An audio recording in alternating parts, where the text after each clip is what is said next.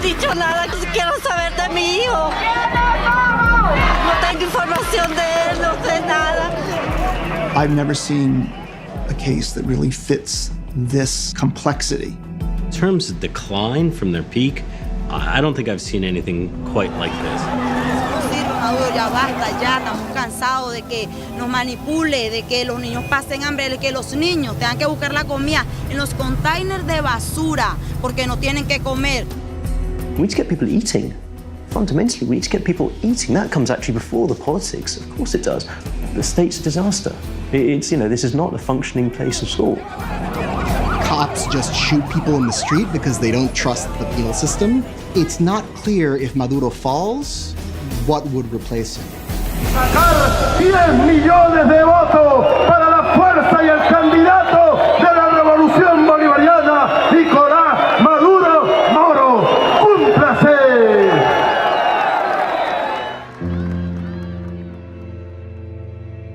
In order to learn how Venezuela went from being the richest nation in Latin America to becoming a disaster state, we went directly to the impoverished nation to speak with the people living, working, and surviving there every day.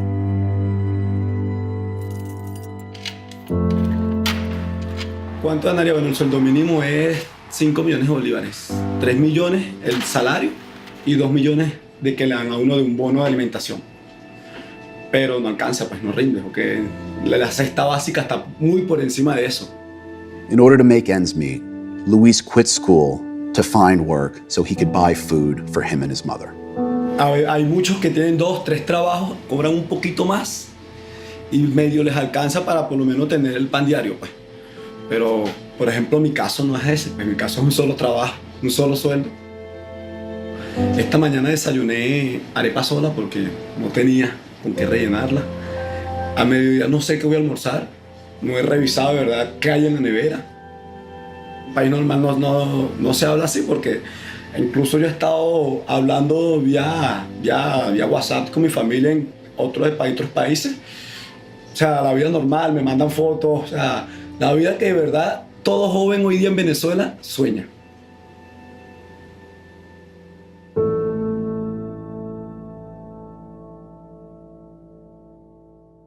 The story Luis shares is heartbreaking, but it's not unique to him.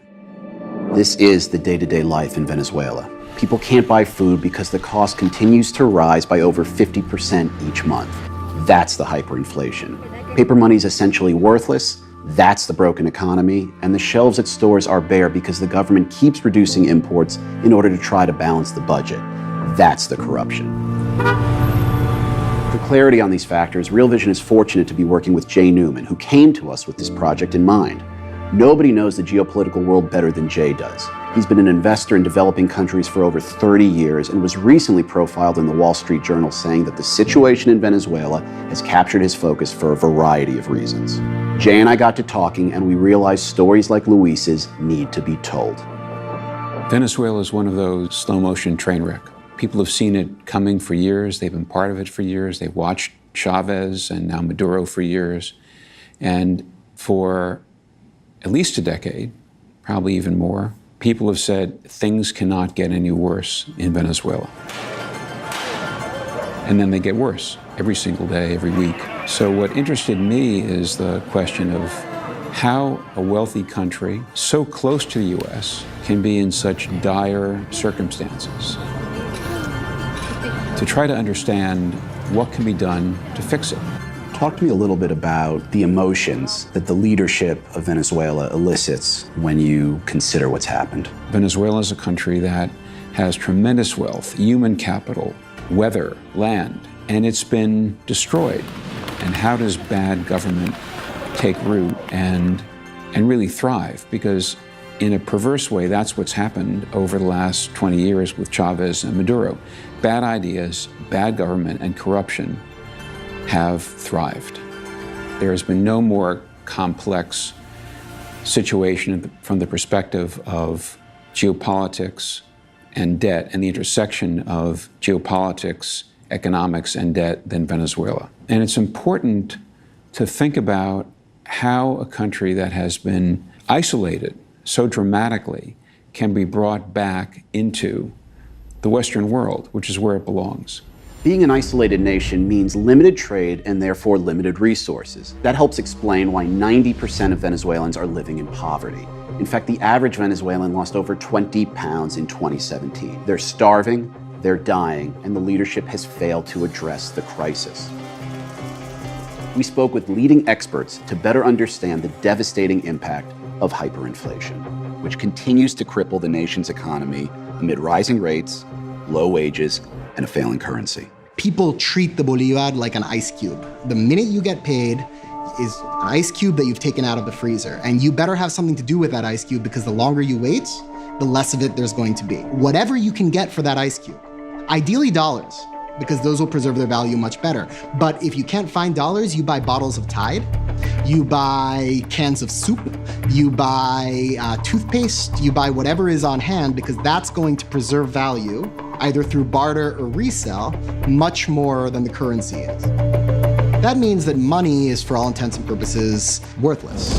Back in 2012, the minimum wage was $192. Today, the minimum wage is $20. Furthermore, a cup of coffee cost just under 450 bolivars back in 2016. Today, the same cup costs over 7 million bolivars, which is equivalent to about 50 cents.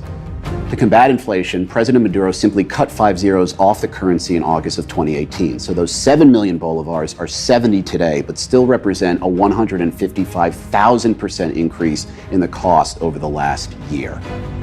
And if you purchased $1 million worth of Venezuela's local currency when President Nicolas Maduro came to power in 2013, it would now be worth $2.50 today. But these are just the numbers. What does that actually mean in practical terms? To find out more, we spoke with Fatima, who works at her family's bakery in Caracas. Yo me acuerdo que de pequeña todas los estantes estaban llenos de mercancía, había productos, y ahorita prácticamente no se hace ni la mitad de lo que se hacía cuando yo tenía unos 15, 16 años. Es complicado, es cuesta arriba. De verdad tenemos que hacer las mil y un cosas para poder subsistir, para poder seguirle prestando un servicio a la gente, porque más de seguir con un negocio es el cariño que le tenemos a toda la gente que tenemos alrededor. Porque, por ejemplo, mi papá tiene aquí más de 23 años. Yo tengo 24 años, entonces imagínense. Y desde chiquitita he estado aquí y me he desenvuelto con todos nuestros vecinos, que es muy difícil dejar de prestar un servicio o dejar de tender la mano como siempre lo veníamos haciendo.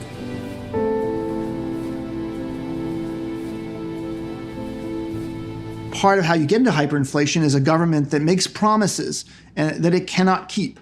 This is an economy that has been devastated, not just by, I think, autocratic populist policies, but by a legacy of corruption, and these are hard things to overcome.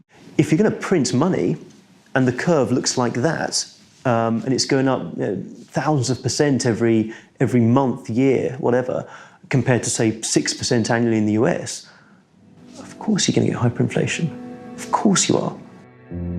Another drawback of hyperinflation is a failing healthcare system. Venezuelan hospitals are broke, and doctors are unable to provide patients with proper care. Horrible. Aquí a veces hemos durado hasta 4 días sin agua. Hemos tenido que cargar agua desde el piso de abajo, desde planta baja hasta aquí. Y bueno, a veces viene, dura mediodía o si tenemos suerte dura un día completo, pero es horrible la falta de agua. Medical professionals are nervous about speaking to the press for fear of government retribution. Carlos Leon, a doctor at the Caracas University Hospital, agreed to speak with us only from the safety of his car. We cannot provide them anything because there's no medicine, there's no running water mostly, there's no electricity. Sometimes we do tell the patients you have to bring your own light bulb to be able to have light in your room because the hospital cannot provide them because of how fast they steal them.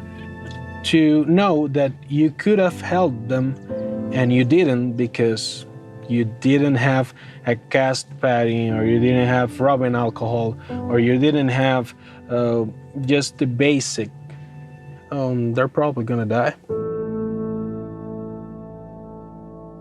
If you go on Twitter, you can find anxiety-driven parents whose sick children need some medication that they can't get hold of, which would be essentially free to them if it were available. It's been incredible to watch this unfold from a country that was relatively normal when I got there to this, which is, is worse than refugee camps I've seen across the world. It's a real crisis now. Venezuela, even when I lived there in the late 2000s or earlier 2010s, politically was a disaster. The human rights situation was increasingly grave, but it was livable. That is no longer the case. It's very dangerous. Nobody goes out at night. And that's something that has created a siege mentality that permeates both among the government, who are worried about what happens if they ever lose power, and among the population. To understand what's going on in Venezuela, let's dive deeper into its past.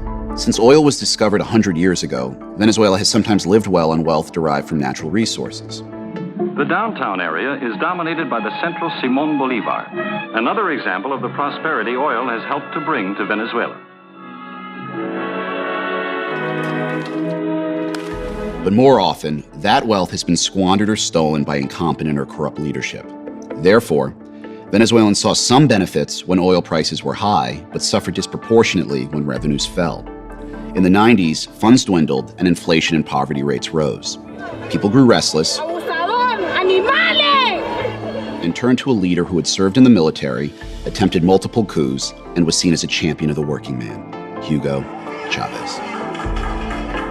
Well, they just loved seeing somebody on TV or in person who was talking their language.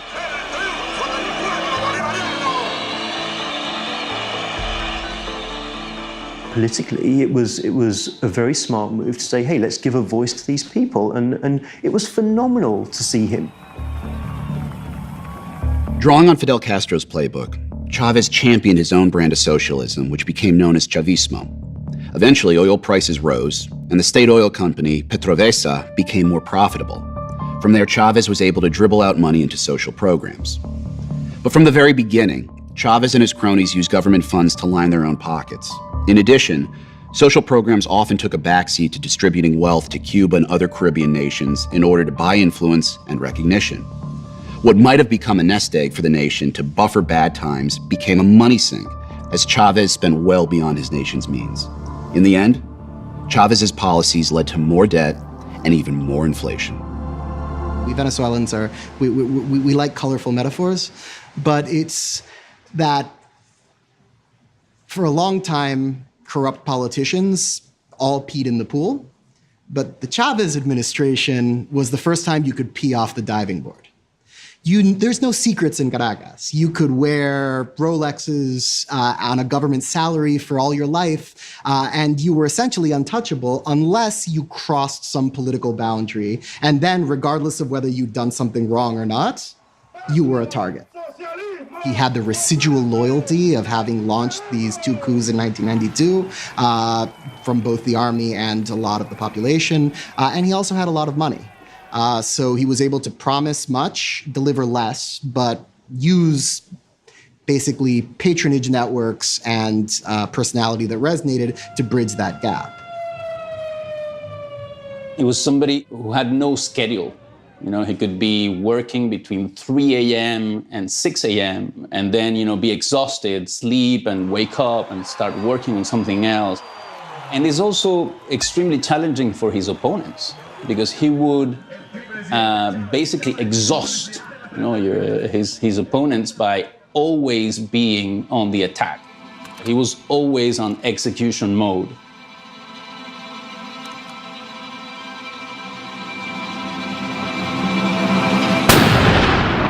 As time went on, likely with Castro's encouragement, Chavez drew more and more inspiration from disreputable neighbors like Evo Morales of Bolivia and Rafael Correa of Ecuador. These men dealt with their political rivals through unconventional means. Chavez took note and became increasingly authoritarian and went after adversaries who were seen as a threat to his rule. Chavez at times seems to have also been working hand in glove with the Colombian terror group FARC to move drugs and to kill rivals. He had purged most of his lieutenants at that point. Most of the most capable members of the United Socialist Party, if they flew too high, he would clip their wings, which can be a good system to make sure you remain in power, but if you're suddenly gone, it leaves very much of a vacuum. The system starts falling apart when Chavez dies much younger than anybody would have expected. He was a compulsive coffee drinker, he smoked, he gets cancer at a relatively young age, dies. He was replaced by Nicolás Maduro, who was essentially a surprise to many Venezuelans, in part because he was seen as a bit of a comic figure. Claudius survived Caligula killing everybody by pretending to be mentally disadvantaged. He was a clown, nobody took him seriously. And for a while, I could have sworn that Nicolás Maduro had been Claudius, that he had been pretending to be completely inept, to survive in the high-risk world of United Socialist politics in Venezuela, and that now that Chavez was gone and he had gotten the nod, he was going to leap into action. That never happened. Machiavelli tells us it's better to be feared than loved because fear you can control. And Chavez was loved. Maduro has never really been loved, but he has learned to use fear quite well. And what the government has done more and more is use violence to bridge that gap and to keep the Venezuelan opposition and the Venezuelan people in check. So you have sort of an unpopular post-populism.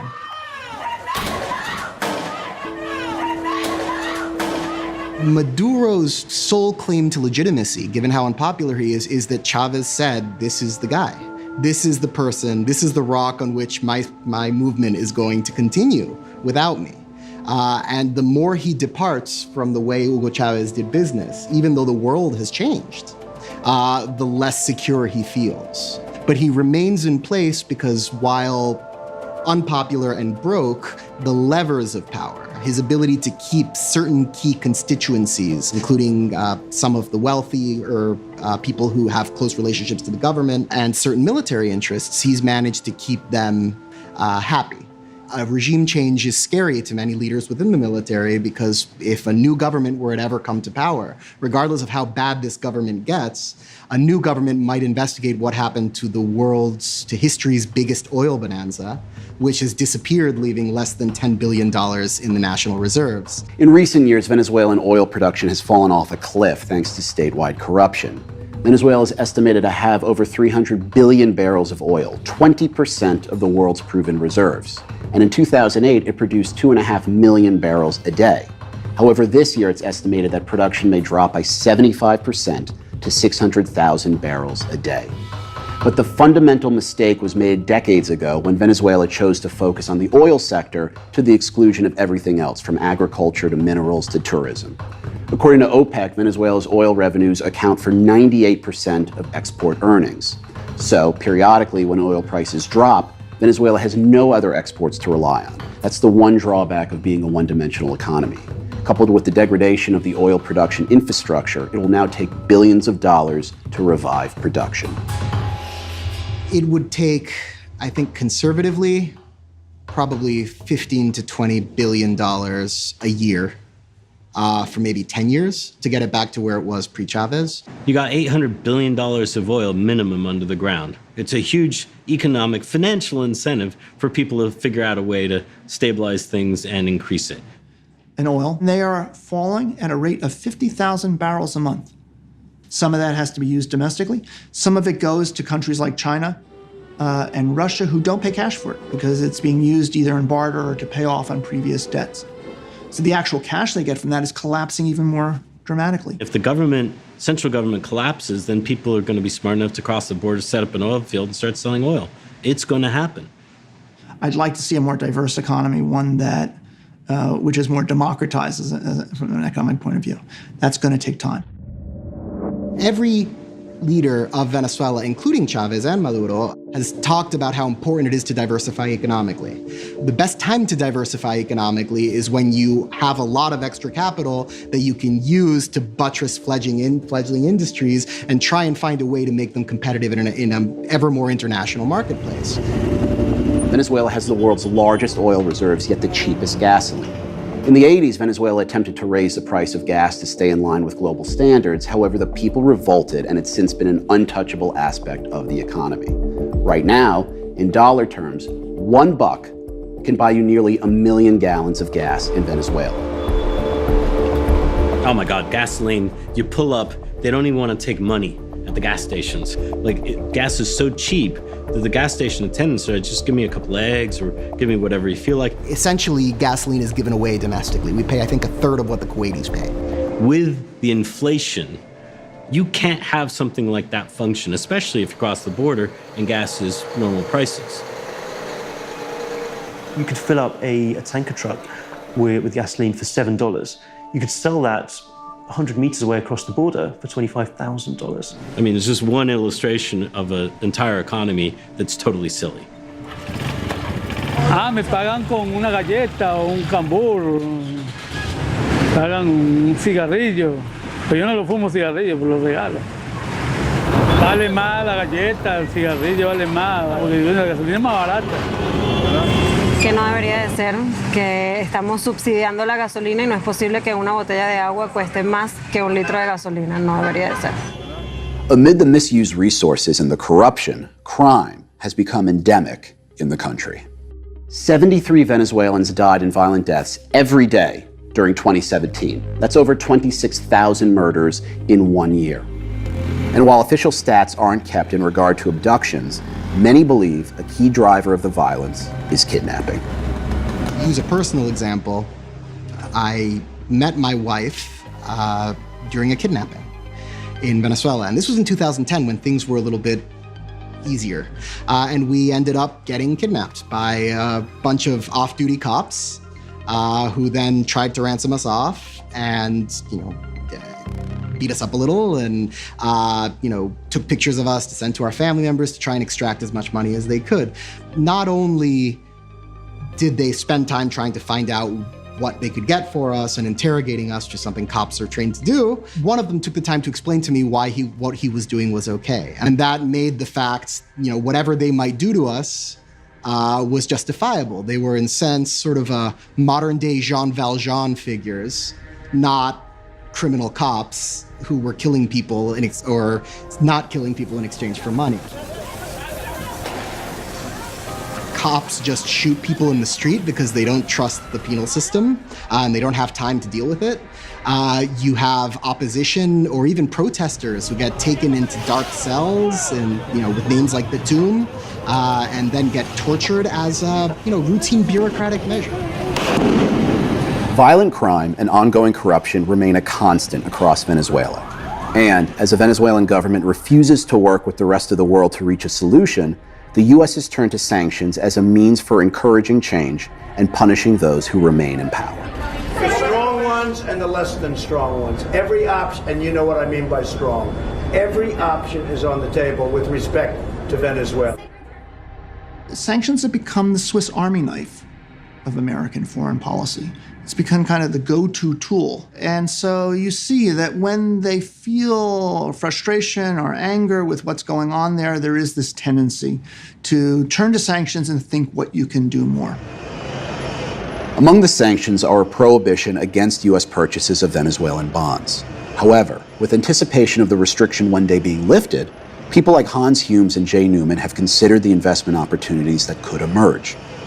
Yet even Newman, who led a multi-year, multi-billion-dollar negotiation with the Argentinian government, acknowledges that this is an unusually sensitive situation. Creditors are going to be faced with the need to consider not just their own parochial self-interest in getting paid, but how to help Venezuela get back on track. There are lots of creative ways to do that. Venezuela has mineral resources, it has oil resources, has agricultural resources. All of these can be currencies that investors can be encouraged to invest in order to make a bigger pie. But I think that's something that creditors are not used to thinking about.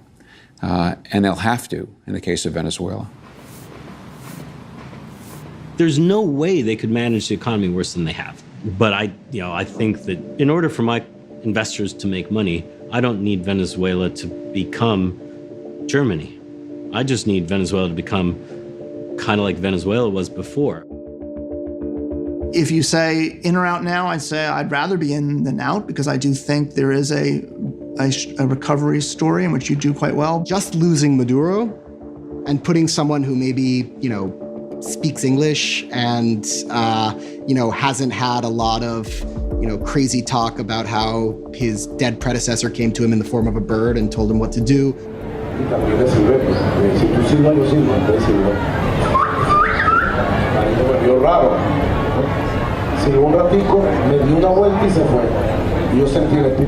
The bar is so low that really anything could seem or be marketed actively as this is a step up, and now we're getting serious, and now we're going to reform.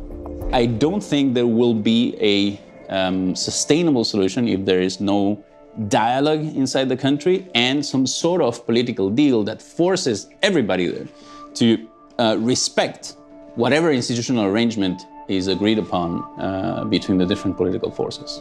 Of course, with participation from the international community, but it must be solutions from within. The role that China, Russia, Cuba, India perhaps even to play in a post-Maduro regime will be absolutely critical. I do think the ambition should be to bring as many of those countries on side and saying, look, you have an interest in the country, leaders change, and we will embrace a restructuring process that allows, in a sense, the international community to be broadly engaged.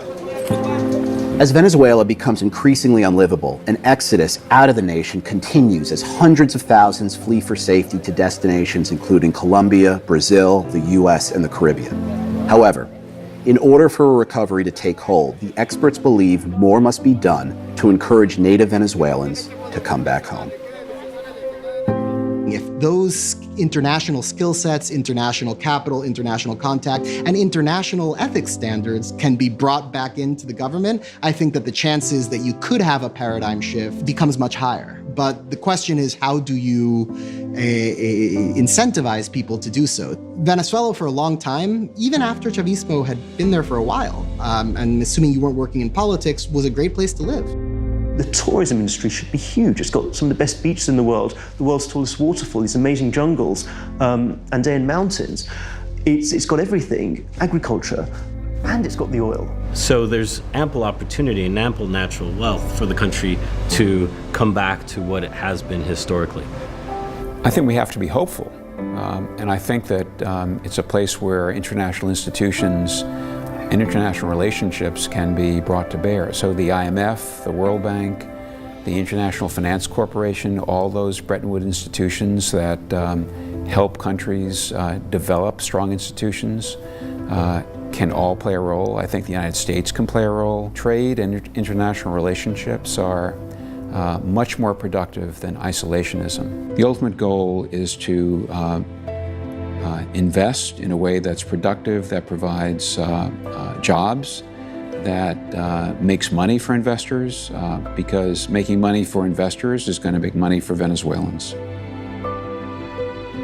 The incredible thing is, even amid the carnage, investors see opportunity. They see a country blessed with incredible resources and a vibrant culture. They see a dramatic turnaround happening in Venezuela. They see an end to Venezuela's torturous road of hyperinflation and starvation.